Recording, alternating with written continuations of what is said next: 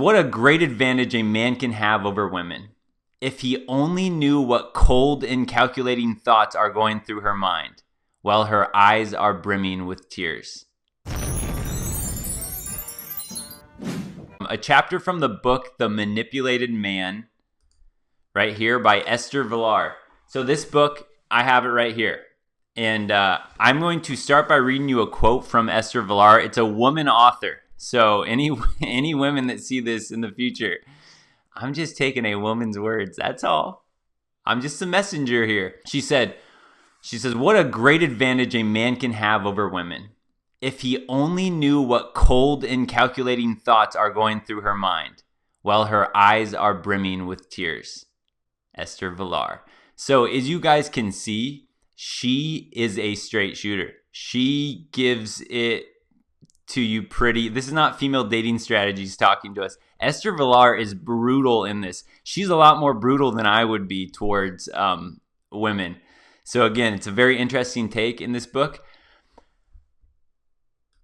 And I'll start by reading you the back of this book just to give you an overall, because remember, we're only going to really look at one chapter and one idea from here.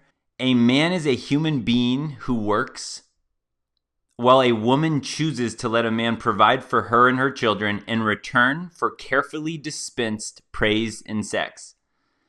Vilar's perceptive, thought-provoking, and often very funny look at the battle between the sexes has earned her severe criticism and even death threats. But Vilar's intention is not misogynist.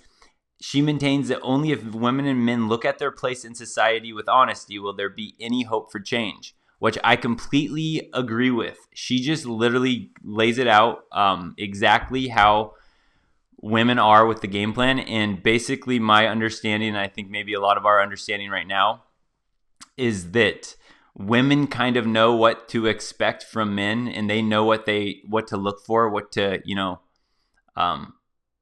take from men that they want, and men are just blind right now as a whole. Because again, we think love and happily ever after. Women more kind of know what they want from men. They want the resources, they want the security, they want that protection part, and they know, and that's why, that's what they're going to go for when they marry and all that. Guys, we're just kind of clueless. We're just blind. We're just like, oh, love, Disney love.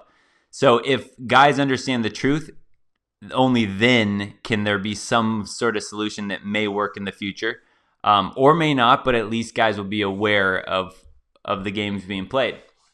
And before I get started from this, I'm going to just read the forward of this to again understand for both men and women, because no matter what, I'm going to get somebody in the comments that says something like, can't you see it's not all women? Can't you see not all women are like that? It's like, yes, I can. I'm generalizing. But from her actual forward here, Esther Vilar, she says, this book is dedicated to all those whom it does not mention. To the few men who refuse to be manipulated, that would be like MGTOW red pill men. To the few women who are not vile, and all those fortunate enough to have lost their market value because they're either too old, too ugly, or too ill. So she's basically saying right here, and she's dedicating this book to the guys that aren't manipulated, because in this book she basically talks about all men are basically easy to manipulate, and the women that aren't going to use this for negative consequences. So there is my disclaimer for all the ladies and the male feminists and white knight cuck boys out there that later will get mad at me for that. Page 120 in the book, The Mask of Femininity. Okay, here we go. The Mask of Femininity. There is virtually no difference between an unmade up, bald, naked woman and an unmade up, bald, naked man, except their reproductive organs. Any other difference between them is artificially produced. A man becomes a man because he develops his intelligence and, through its development, his productivity. His appearance changes very little. A woman becomes a woman by means of gradual stultification, which I actually looked that up. Stultification basically means like a gradual being more and more illogical and kind of confusing almost. And by deliberately transforming her external appearance. And this differentiation between the sexes is prompted exclusively by women. All right, again, I'm going to try to read this, and then I'm going to try to dissect it into terms that are more understandable. To understand this point, right, this was actually page 120 in the book. So this whole idea in the book, she basically lays it out pretty raw against women.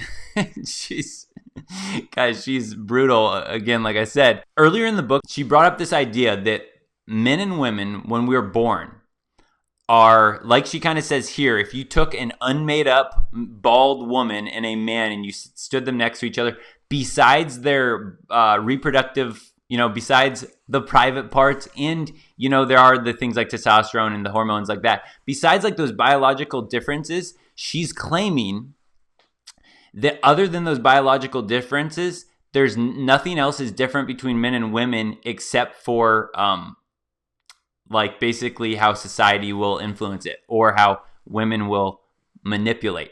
So she's claiming that aside from biological reproductive differences, men and women start out pretty much at a base level. And throughout this book, she explains that her idea is, let's just take intelligence. All right. She's saying that a man and a woman born both have the same capacity for intelligence. However, she claims that a majority of women are far less intelligent than a majority of men. And the reason she says this is that she claims that, again, we all have that same capacity when we're born, but men have to rely on their intelligence and they have to become productive to have any shot of being successful in life. And we know that as men, right? You have to work, you have to become productive in society to have any shot at success as a man.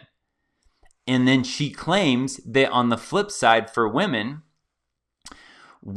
have, they could have that option, but they also have the option of becoming a success simply by relying on a man, right? That's an option that men do not have. So she claims that right from birth, both of you, man, woman, start out at zero, equal playing field. But she claims that women find out early in life, they go, wow, they learn that they can get guys to do things for them, or they can get other people, adults, whatever. They learn that they can use others to get things accomplished for them. So again, here's how she kind of maps out the whole idea of men and women, that we're pretty much equal in certain capacities, right? But she claims that basically since men are forced to work and produce throughout life or to become a success, they're always doing that. So they keep building this skill up. And she basically claims that, right, women could, there are some women, like when you say the ugly duckling syndrome women, the women that didn't have things given to them easily early on. So they had to work, they had to develop their character, they had to develop their personality.